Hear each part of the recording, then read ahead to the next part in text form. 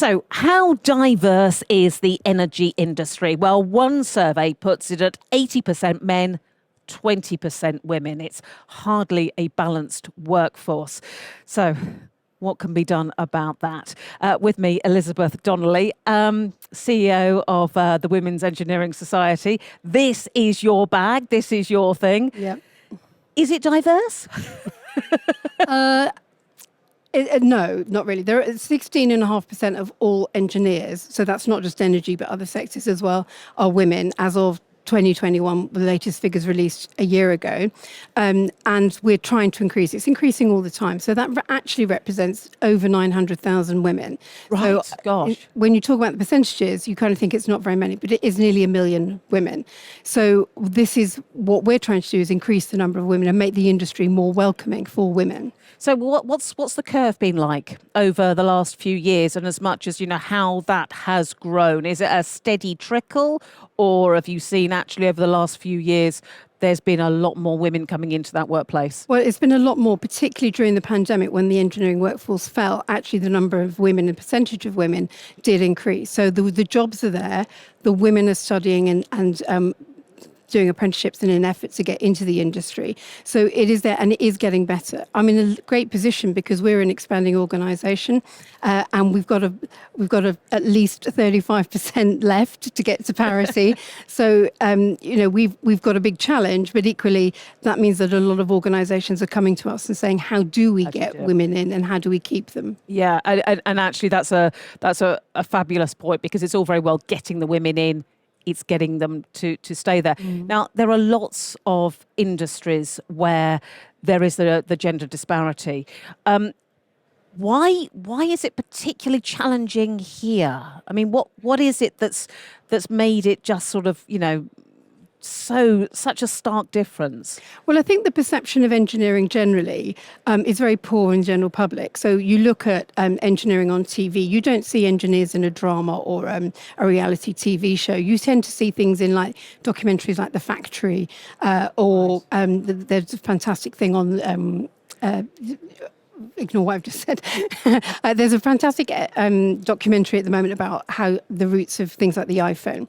So you see things like that, but not everybody's going to see. You need to have it kind of casually available. So in a drama, a murder mystery, you'll get a murder victim and her husband is an accountant or a lawyer or a doctor, because people know what those are and they encounter them. But an engineer, they think cold, wet, dirty, oily, very masculine, hard hats, protective equipment, whereas actually a lot of the jobs are sitting at a computer, maybe not dressed quite like this, but at any office where working on a computer-aided design or having meetings and discussing things. So we don't have a perception of what engineering is. We don't have role models in the public realm of what engineers are. There is only 2 engineers in Parliament. One is Chi Amwara, who is a chartered engineer, MP in Newcastle, and the other, I believe, is Kwasi Kwarteng, who trained or studied as a chemical engineer, but then went into the city. So because we don't have a lot of engineers and scientists in Parliament, they don't then end up in the cabinet, and people don't talk about it. It's really interesting because, as you were talking about sort of cultural references, my mind went to Silent Witness and what that drama did for forensic science. Yeah, absolutely. And it's almost like you need that for engineers. Yes. You need to come up with your story. I do. But murder is really much more interesting than solving a difficult problem like climate change. I would beg to differ, but yeah. In terms of public appeal, yeah. So if you could have a drama that says, we've got a crisis with, they used to do things like oil rigs and, but you could do something about wind farms, for example, and we've got a crisis out in the North Sea with a wind farm and the blades, we need to have somebody go out there. Then you could talk about that. But it can still be elite because the commissioners, they don't know what it is. I always say, what is engineering? It's problem solving, it's team building, it's collaboration. Which is women. Absolutely. It's creativity. Yeah. Even in my house, my stepdaughter moved in with me 5 years ago and she said, what are your house rules? And I said, we don't have house rules. We're just nice to each other. But when something goes wrong, we say, what happened? How do we fix it? How do we stop it happening again? She said, okay, I can go with that. Works. Yeah. That's engineering. Yeah. So let's just imagine a world where there is a drama, where women are more attracted to this career. So you get the women into the career. Yeah. What are the challenges then when they first enter the workforce? Sometimes it can be day one. What are you doing here? Seriously? Seriously, we get a lot of women apprentices, maybe 16, 17, 18 years old. They're walking into an environment with young men who are similar age. Yeah. And, they'll say, hi, I'm Dave. Hi, I'm Phil. I'm Mohammed, And then they'll see a woman and they'll say, instead of who are you? Or they'll say, who are you? Rather Right. than, or what are you doing Yeah. here? Rather than acknowledging that young woman has probably had to fight her parents, her teachers, and even the company to get in, because a lot of the time it's a case of, well, you're very good at science. Why don't you become a teacher or a scientist or a doctor? Right, well, I want to be an engineer. And the stereotyping at schools is that boys at kind of age 15, 16 are funneled into the trades, so electricians, plumbers, a lot of engineering work there, and girls are funneled into healthcare and beauty. And then at 17, 18, when they're all doing their sciences, the boys are funneled into engineering and the girls are funneled into veterinary science, doctors and the rest of it. So a lot of it's about challenging those stereotypes. Yeah, I know you don't do outreach, so No. you don't work with those educational institutes to sort of to sort that, as it were. You based yourselves actually within the workplace, or not base yourselves within the workplace, but that's where your focus Yeah, we is. were founded 104 years ago to support women who wanted to be engineers after the First World War.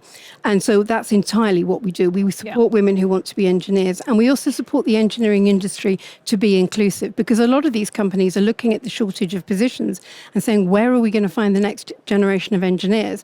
If you had every single boy, age 16 right now, go into engineering, you're still going to have thousands of vacancies. You need women.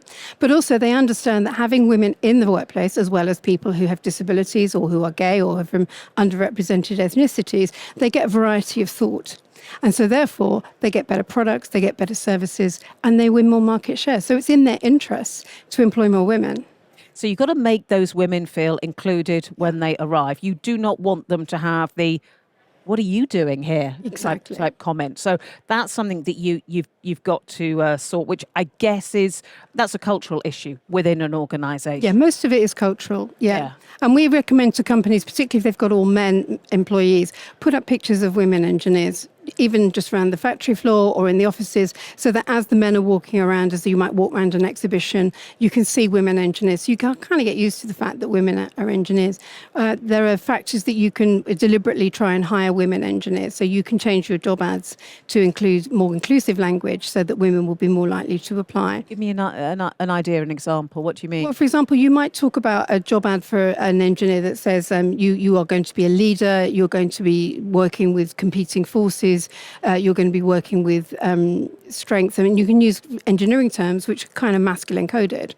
And what happens is that a man will see that and instinctively will apply for that, and a woman will be put off. But what you can do is add more female inclusive language like teamwork, collaboration, creativity, also engineering terms. Yeah. And that doesn't put off the men, but the women feel more able to apply. Equally, you might have a whole long list of criteria. Here, I want you to have this, this, this, this, and this. I once said to a recruiter, you've got 45 requirements. I said, well, it's kind of a wish list. And I said, yeah, but if a woman doesn't fulfill 45 of them, You won't she's apply. not going to apply. Yeah. And a man's going to fulfill 10. You're going to think he's brilliant. You're going to hire him. The best candidate didn't even apply for your job.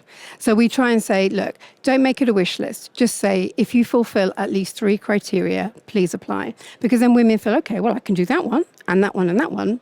I'll apply. And that makes it a lot easier. So you've talked about having your pictures of female engineers in a workplace, making it more of a, just a normal part of everyday life. But from the women's point of view, when they get there, it has to feel like their own workplace as Yes. well. So it's got to feel like somewhere where they can thrive, where they can succeed and do the job that they've been trained to do. And what always comes up when we talk about women in a typically previously male-dominated area is PPE, Yes. personal protective equipment, Yeah. hard hats, boots, trousers. I mean, a lot of this came out of in the pandemic Yeah. when people realised just actually how badly fitting they could be. Yeah. What can be done? Well, lots. What surprised me about the pandemic was that something like 80% of women in the NHS, 80% of people in the NHS are women and they need PPE, and they didn't have proper fitting PPE in the NHS. So you'd have thought they'd have done it. What we're doing right now is we're running our third survey in 10 years, which basically asks women and men if they will fill it in and tell us about their experiences of PPE. Because we want to know, so the last two occasions we ran it, 74% and then 71% of women were given male fitting PPE. Which just simply doesn't fit. Yeah, but we're not small men. Yeah. You know, we have narrower heads, we have narrower heels, we have wider hips, we have wider chests.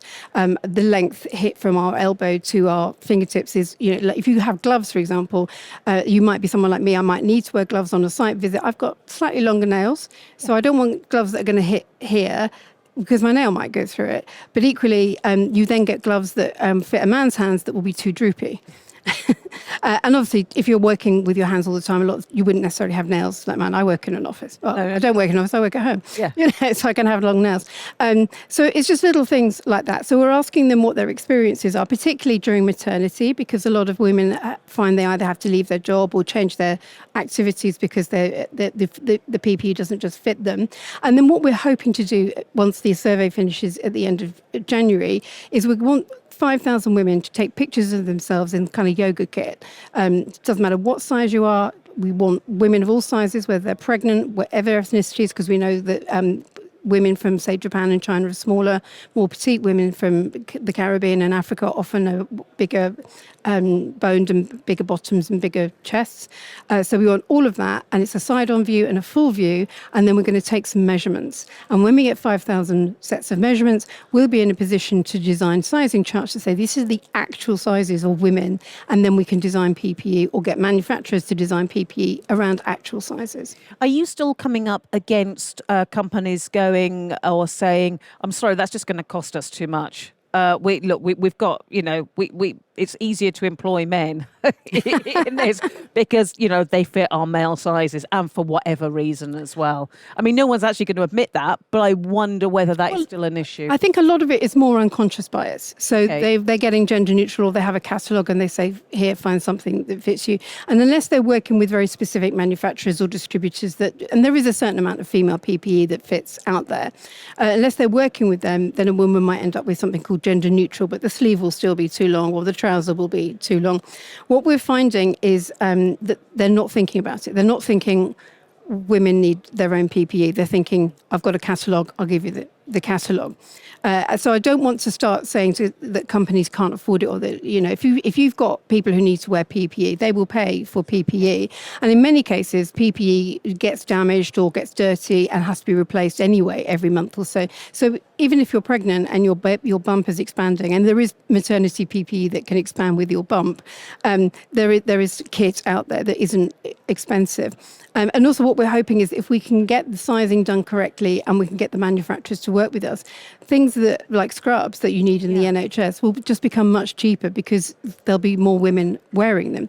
I think a lot of it is this the idea that people hold in their head when they picture an engineer as a man with a hard hat and a high-vis jacket. And I think companies in particular are looking at bringing women engineers in to diversify, but they say, yes, we need more women, but they then don't think, and therefore we need proper fitting PPE for those women. We need toilet facilities available on site if they're civil engineers for those women. We need other things for those women. So it's one step to say, let's get more women. It's another to say, what does that actually mean? What does it mean? Elizabeth, you have had the most amazing career. You are lauded in so many different places. And hearing you talk, you are so passionate. This means such a lot to you. Can you just wind yourself back however many years when you were first thinking about what you might want to go into and what you might want to do? What do you wish you knew then that you could tell the young women now that are coming through? I wish I'd known when I was 16 and wanted to be a lawyer that engineering was more than just heavy machinery and oil, and it paid really well. But then I probably would have been one of 300 rather than, say, one of 30. Yeah. I tell you what, I really wish I know. I wish I'd known that it didn't matter that I didn't know what I wanted to do for the first 10 years, because I failed my law degree by 3%. And when I retook it, I failed it by 4%. Oh. And the legal profession's probably going, "Phew, thank goodness for that." And there are good reasons why that happened, which I'll tell you later. But then I kind of bummed around a bit doing clerical work. And I ended up, because it was the mid-90s and I was quite interested in computers, I ended up working on IT for a very small company. And they said, "You know a bit about computers. Can you install the internet and email on the computers?" My stepdaughter, who's now 30, said, "Do you mean it doesn't come with it?" And I'm like, "Oh, I could tell you the whole Microsoft Wall story, but we're not going to go there." I said, "No, it didn't. I had to install it. I had to teach people how to use email because, of course, she's grown up with it."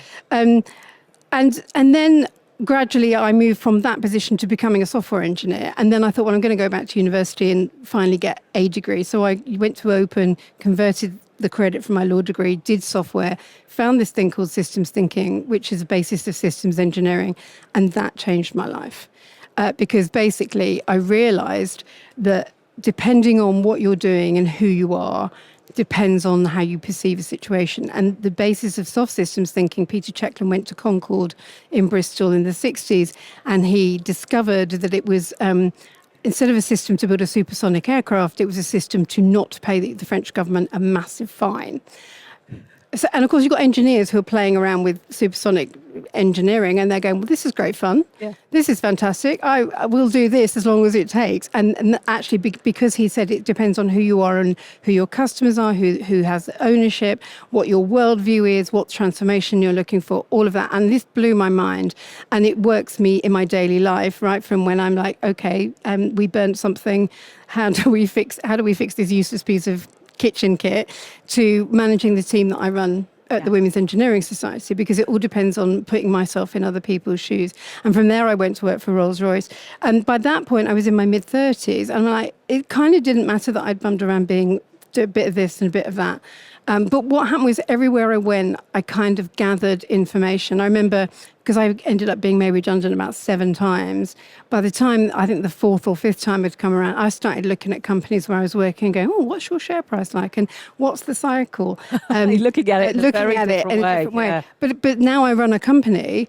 That's fantastic, because I'm always thinking, well, I've got people who work for me who rely on me to not make them redundant. So it's about, we hire at a rate that we think is sustainable. So all of those little tiny things, whether it's your computer system or how we don't have a share price for a charity, but how your income and expenditure is going, or even the governance. So I learned a lot about how to run a charity by working in membership organisations as a member, and think, "Oh, you have to get elected and then you become that," but then somebody works them and just filling it all out. And so gradually, just by kind of watching and observing and having this systems thinking mindset, I became pretty expert at a lot of things. Yeah. It's been absolutely fascinating to hear your view, your thoughts and your opinions. Elizabeth Donnelly, thank you. Thank you. And for more insights, do join the Enlit community.